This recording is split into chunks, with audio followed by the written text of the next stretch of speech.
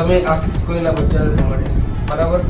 હવે હું તમને મળાવું મારા બે મિત્રો, એક ગોલુ અને એક મોલુ, જેને અમે લગભગ 1 વર્ષ પહેલા રેસ્ક્યુ કર્યા હતા, બે ખિસકોલીના બચ્ચા, જેની હજી આંખ પણ નહોતી ખુલી, એટલા નાના. પણ તે હોસ્પિટલમાં તેને મુકાય ન, કારણ કે હોસ્પિટલ રાત્રે બંધ થઈ જાય અને તે લોકો રાત્રે 2 વાગે, 3 વાગે, 4 વાગે કોઈ પણ સમયે ખાવા માંગે. ચલો તમને મળાવું.